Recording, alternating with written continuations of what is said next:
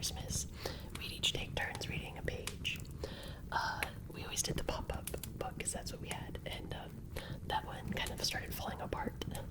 But my mom found this one for me and got it so that I can continue the tradition with my son. So I wanted to read it to you all.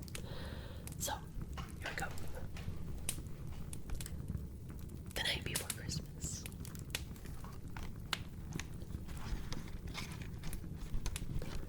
'Twas the night before Christmas, when all through the house not a creature was stirring, not even a mouse.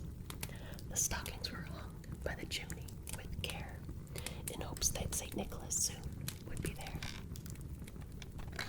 See, up in the attic, there's a little mouse sitting on his chair.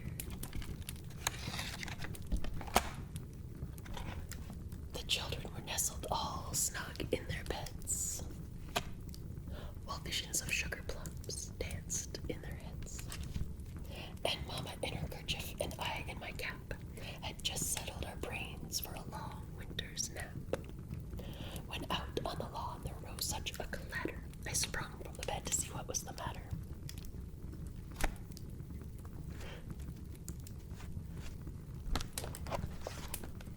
Away to the window I flew like a flash, tore open the shutters and threw up the sash.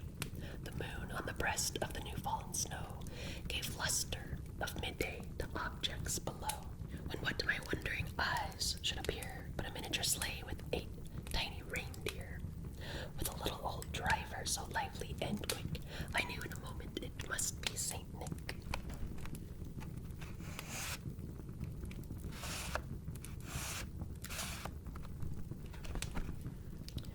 More rapid than eagles, his coursers they came, and he whistled and shouted and called them by name.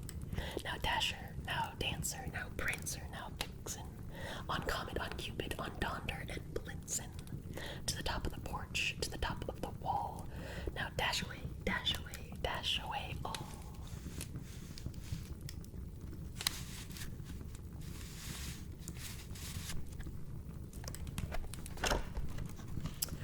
As dry leaves that before the wild hurricane fly, when they meet with an obstacle mount to the sky, so up to the housetop the coursers they flew, with the sleigh full of toys and St. Nicholas too.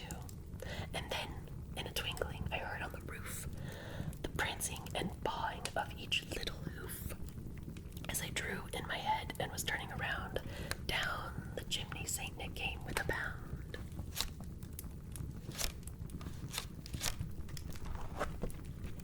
He was dressed all in fur from his head to his foot, and his clothes were all tarnished with ashes and soot. A bundle of toys he had flung on his back, and he looked like a peddler just opening his pack.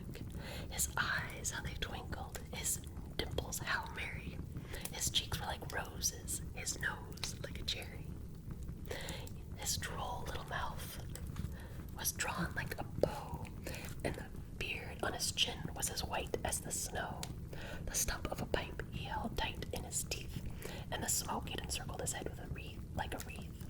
He had a broad face and a little round belly that shook when he laughed like a bowl full of jelly.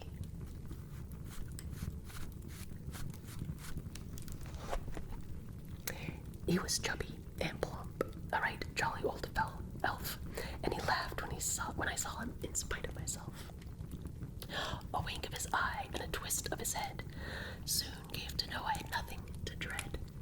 He spoke not a word, he went straight to his work, and filled all the stockings, then turned with a jerk.